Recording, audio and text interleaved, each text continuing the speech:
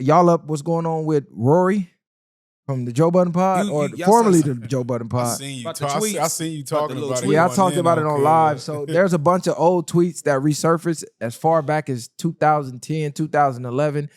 And I went all the way up to about 2016, 17. So about a 6-year span of him just dogging black women. Just for no reason, just talking crazy about black women. I think one of the most famous ones that's getting retweeted right now is somebody said, I never seen a black woman that was attractive, and he retweeted it. And then there was another one, somebody said, do your mama know you love black women or you dislike black women or something like that? And he put no, like, yes, I do dislike her. My mama don't know. And he stated that he's never seen a black woman he's attracted to. And it goes even deeper than that. He got into spaces, right? And people were telling him, man, you need to apologize. You in black culture, you doing this, you doing that. And he stood on what he said and was even being more sarcastic, saying that, yeah, white is the standard of beauty. And I don't find no black women attractive. Like on some, think like he's trolling and joking type. They're like, bro, nah, you're not finna be able to skate after this. And then that lame, goofy, fat, clown-ass nigga Maul making excuses for him, talking about, oh, well, who kids didn't eat last night because of these tweets? And we gonna get to niggas like Maul. Niggas like that don't need to be having a voice for the culture because them the niggas that set us back 100 years. But he said he wasn't going to apologize in that spaces. But then they pulled up a tweet of him talking about Beyonce. Now, mind you, this guy was engaged to a black woman. So he got 6 years worth of tweets talking about how he's not attracted to black women. And on top of that, he's been to the Rock Nation brunches standing in Jay-Z and Beyonce face. And somebody said something about the Blue Ivy name, because you remember they famously came out talking about, oh, we're going to name our kid Blue Ivy. And Twitter blew up. And somebody said, man, there's worse names than Blue Ivy. And he said, yeah, like, what he said, like a hood rat name like Beyonce or some shit like that. So TMZ took that and put that on TMZ. Like this dude just racially dissed Beyonce, called her basically a hood rat. And now he's come out with an apology low key. Because now you made TMZ. Now you got Beyonce and Jay-Z in the mix. And you tied in with Rock Nation. So what y'all think of this? Do you think dude is racist, or do you think he was just trolling because he's trying to make it seem like he was trolling? But like I tell people, I think every single white person on the planet has a little racism in them. I don't give a fuck what you say. You get them mad enough, you gonna be a nigga that day, whether it was programmed in them from society, the epigenetics, or parents, whatever, they got a little racism in them. I think when it comes to things like that, anybody's going to try to say the most disrespectful thing when it comes to somebody getting you mad. But far as him, like, I don't even know who this nigga is, to keep it G. But it's like it's nothing else to expect. Now, you could be more, I think, like, far as our people, we just giving him more light at the end of the day, even talking about him. But people like him, he meant what he said. He wasn't playing regardless if he was cracking jokes or not. But it's like, what do they say? That's his preference and stuff like that. This is what happens when we keep allowing people to be in the culture that way. You know they're gonna feel some type of way. But I do want to say this: black women maybe are the most beautiful women on the planet. We know this already, hands down. So to even entertain shit like with this nigga, it's like, cause these niggas is goofy. They doing anything to go up now. But even though this is old, they should have got rid of his ass immediately. Because if he was black, he'd be crucified already. Facts. I'm gonna speak with the white beauty standard. Let's just be real. Let's just kill that narrative right now. If that was the case, we wouldn't try to see these women get their lip full. They wouldn't try to have these curves, these hips that these black queens have. Black is beauty. That is the standard of beauty. Every other nationality or ethnicity wants to be a black woman in America. They want to have those curves. They want to have that look. And they want our rhythm, but not our blues. They want to be everything like us except for to be us, because they understand what comes with us. So we already know it. Prime example, look at Kim Kardashian.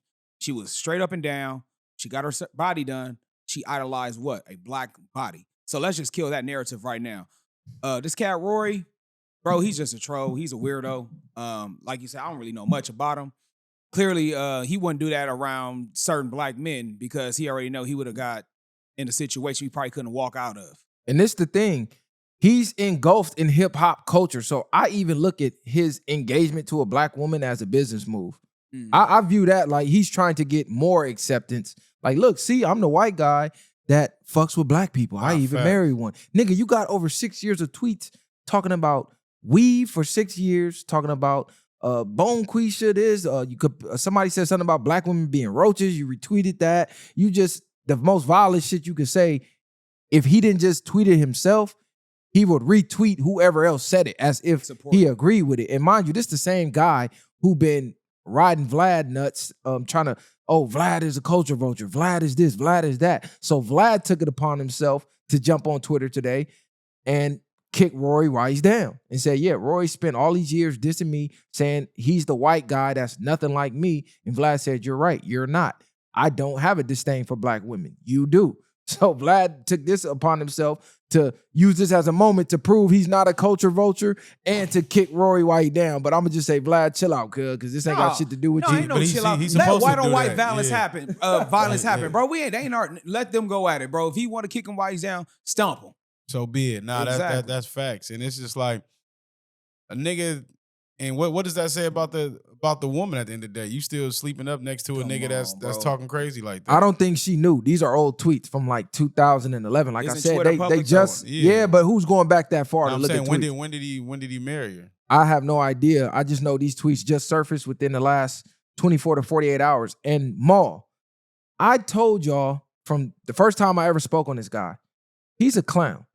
He's a goofy, he a weirdo. The way he moved and the way he acted with that Drake versus Kendrick beef, I knew this dude was a cornball. I knew he wasn't like us. I knew it. I'm a good reader of energy. I'm a good reader of people. He always tried to act like he was too cool for school, even on the Joe Budden pod.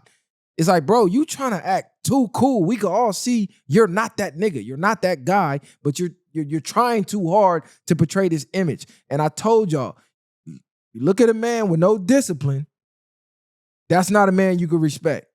This dude, fat, sloppy, nasty, he's not trying to make nothing better of him. He's not trying to make no changes is what I'm saying. When I first seen him on the pod, he was fat, sloppy, and nasty. You look at him now, years later, you got money, you got unlimited time to get yourself together.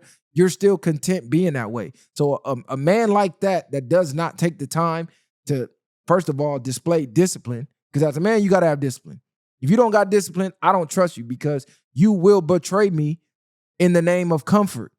People who are comfortable in comfort, they don't try to grow because to grow, you got to make yourself uncomfortable, right? It's uncomfortable to have a good diet and watch what you eat and not stuff your face when you want to. It's uncomfortable to get up, go to the gym, even when you don't feel like it. It is uncomfortable to go do cardio. It's uncomfortable to manage your finances and not just blow your money. It's uncomfortable. Discipline comes with being uncomfortable. And this fat slob, disgusting ass nigga is obviously has nothing to do with discipline. So I don't trust the nigga at all. Then you defending the white boy, even if this your homie. And even if his reputation, your business depends on that, so you want to try to protect that for the sake of your podcast, you still got to keep it 100 and go, damn, I didn't know that. I hollered at him behind the scenes. I'm not going to crucify him publicly, but he does need to answer for what he said, and you can leave it at that. But you coming out defending him, talking about what kids didn't eat last night because of his tweets. Well, nigga, what the fuck that got to do with the price of tea in China? If you say something anti-Semitic, imagine somebody Jewish come out talking about, well, I mean, what kids didn't eat last night? No, nigga, they're pushing the red button. You cancel, fuck out of here. That's how black people need to be. Need to stay on code. But as long as you got these mall-ass niggas, they'll never respect our culture. Well, you just said about him being comfortable. Clearly, this is his meal ticket to stay content where he's at. So if that's money's coming from the white boy, it don't even matter what he say. He can diss Maul in front of him. As long as he's still living the lifestyle of what he's living right now or even better, he's going to allow him to give him a pass because he's comfortable, bro.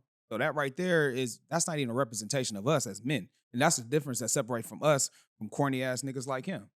Like I said on the live earlier, if you was a man, bro, when you look in the mirror, if your son don't look at you and want to be you, that's a problem. I couldn't see Maul's son, if he even got one, looking at him like, yeah, I want to be like my dad when I grow up. I want to be a fat, sloppy nigga riding Drake dick.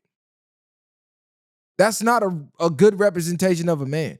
Oh, yeah, I want to be the one black guy out the entire culture to allow a white man to disrespect black women, regardless of how I personally feel about them, regardless of our situation we got going with black women. That's family, though. That's us. That's in-house. That's our backyard. You not allowed to come over here as a guest and pitch in on that. If me and my bro get into it right now, nigga, this still my brother. You an outsider coming in the house like, oh shit, he on my side. Let me get on it too. Okay, well now we finna breathe on you. Cause you not a part of this, nigga. Fucking you think like that's what this nigga, that's what they do though. They look and they go, okay, black men beefing with black women. To show I'm cool with black men and black culture, I'm a talk shit about them too. No, nigga. My mom black, my auntie black, my daughter black, my sister. No, you can't say shit. Talk about your women, nigga. If you want to join in on the barbershop talk and we talking shit about our women or whatever, we just talking about our women problems, you don't join in about, oh yeah, them black bitches in the weave. No, nigga. Tell me about the white bitches in the weave. Man, exactly. The fuck is you talking bring about? Up like, man, at least y'all women cook with seasoning. Well, I gotta well, go home to this bland shit. You know what I mean? State your problem. Don't speak on us. What if they speaking the truth?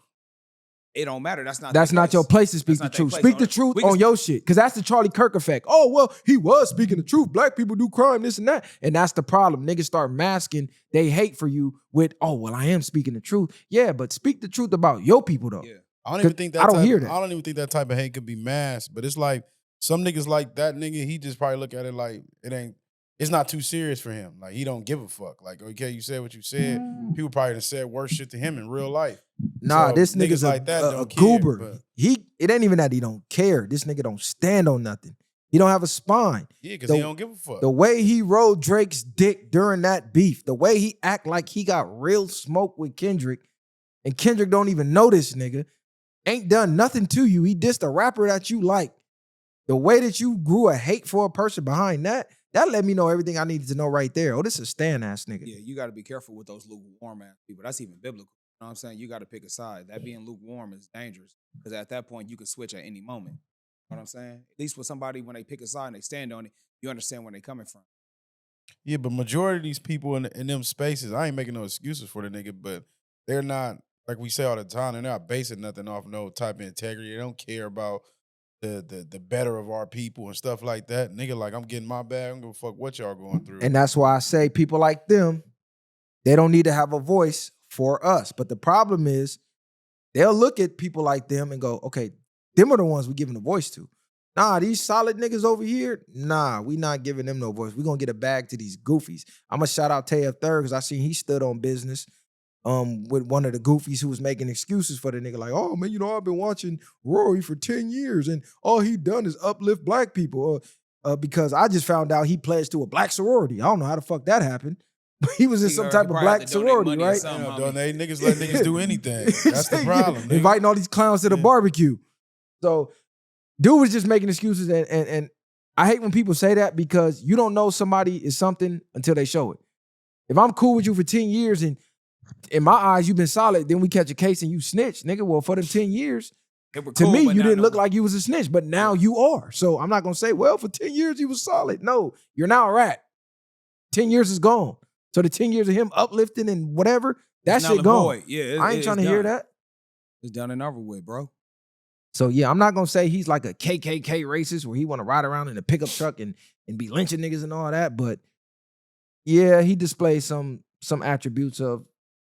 You think he just racism, being that's what it stereotypical is. though? You think he just going off with the worst extreme what they talk about us and the jokes they say about us? Of course, because that's where it stems from. They take the worst possible representation, then they blanket your whole race that.